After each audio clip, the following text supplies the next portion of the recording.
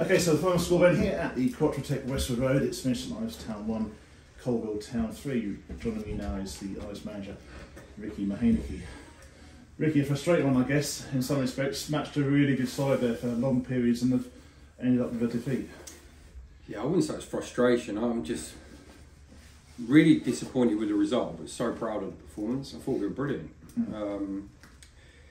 I think if there's ever a game, if anyone had watched and they said why Coalville at the top of the league and why St Ives fighting a relegation battle, then that was the reason why. So we unfortunately didn't take our chances, and Coalville are absolutely brutal and ruthless when they get given their chances. They put the ball in the back of the net. So that was why we lost, unfortunately. That and a really, really shocking refereeing decision, not awarding the penalty at 2-1.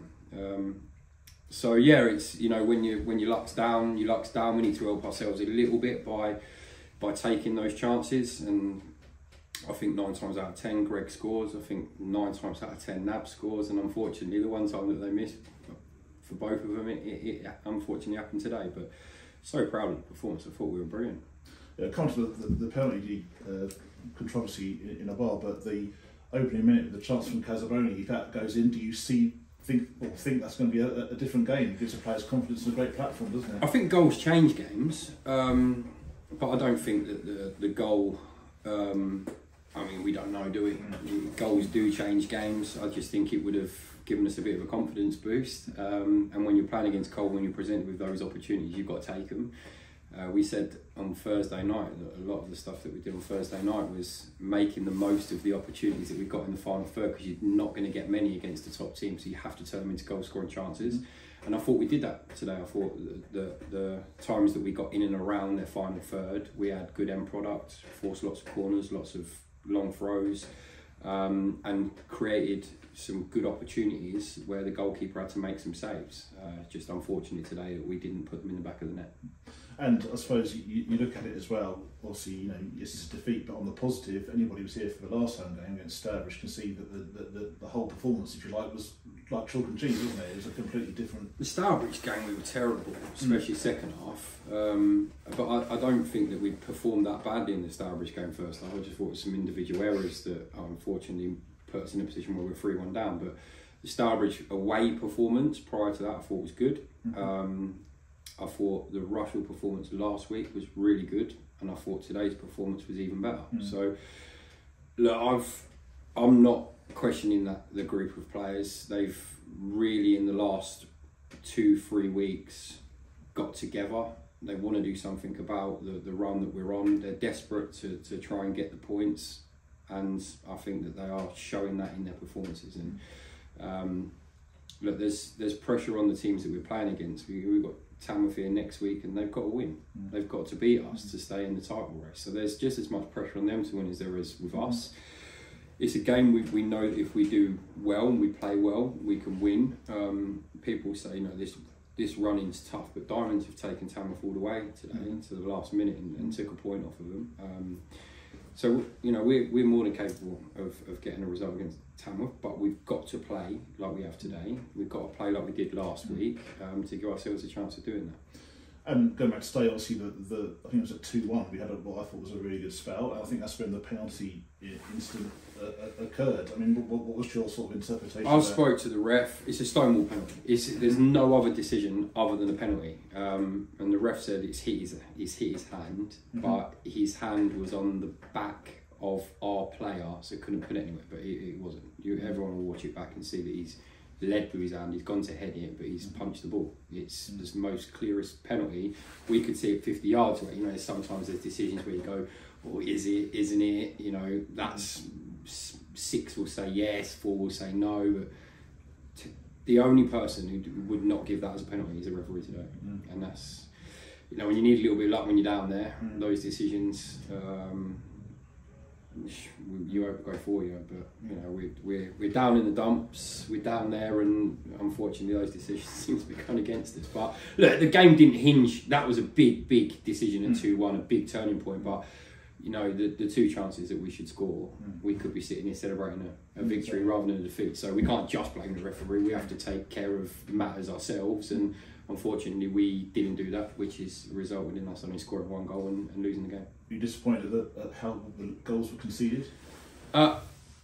Look, they're unbelievable side. Unbelievable side. You can pick through the second goal. The player got between our lines. We just got caught a little bit with the wide player got caught inside, and the central midfield player not going to press the ball. There's lots of things you could say you can do better, but they're a great team. 11 picked up a really good position, excellent ball between two players, good turn. Ashton's done really well, and the lads had no backlift and just rolled it in the front post. It's a great finish. First one, again, it was a deflection. We've done everything we could to try and block the shot, and it's been deflected and it's gone over Dadgy. If the deflection could have put it wide. It's those little key moments in games where on another day, if that's Coalville blocking the shot, he might block it and it goes out for a corner, or it doesn't take a deflection and the goalkeeper saves it. But for us, just those little things keep going against us in a minute, and can't feel sorry for ourselves. We've got to go make our own luck, so we'll dust ourselves down, and if we perform like we did today, I'm confident we can beat Tamworth next week. You must feel sort of contented, I suppose, with the chances which are being created. I mean, Sharif has gone close, hasn't he, towards the end there, hasn't he, with an opportunity, and there's been a few goal scrambles, and obviously you spoke about the chances at Casablanca, so the chances are coming, and it's just a question of being maybe a bit more clinical, do you think? Yeah, no, you can't, like I said, you give Nabs that chance 10 times, he scores 9 of them. You give Greg Casaboni that chance 10 times, he scores 9 of them. And the one time that they don't, unfortunately, is today's game. You can't. It is what it is. You know, I'm not gonna. Nabil Sharif is outstanding. You know, his goal scoring record the goals he scored this year has been outstanding. Greg's contribution to the games in the last couple of weeks, you know, he's back somewhere near his best. His performance was outstanding. I'm not going to sit here and say you've got to score. No.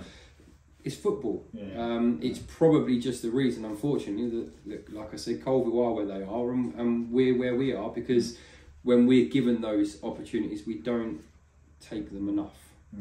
There are lots of competition for places. I'm also looking at the team sheet now. I mean, obviously, you know, Kieran Higgs on the bench today, Ben Tosnan and Enoch Ando have had a minute. So, you know, you've got a little bit of strength and depth, haven't you, going into the final 3 games of the season? We have to have it in case we pick up any injuries. I think that with the bench today, give us some flexibility of being able to change the formation.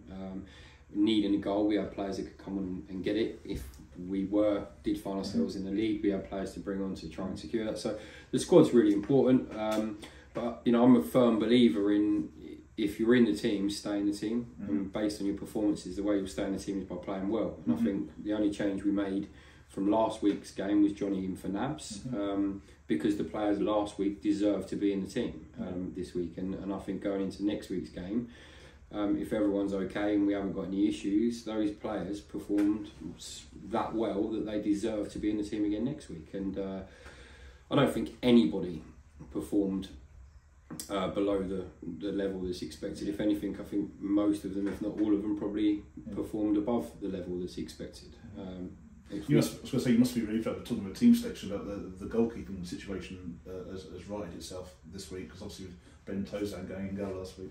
Yeah, it was unfortunate, wasn't it, that Goffey made a decision when we signed Ed, and then Ed gets injured in first team training with the first team at Oxford, and then we're left without a goalkeeper, and then it's coincided with him not being fit today, but James Dadge returning after 4 weeks injury with his hand. So yeah, we can't be, it's luck more than anything. So luck with players, you just need a bit of luck on the pitch now. What's your gut instinct, Ricky, the final month of the season, final few weeks? Are you sitting here right now saying, yeah, we're going to stay up? You feel confident? I can't. If I sat here and said we're going to stay up, I'd be lying. You know, no one can predict what's going to happen.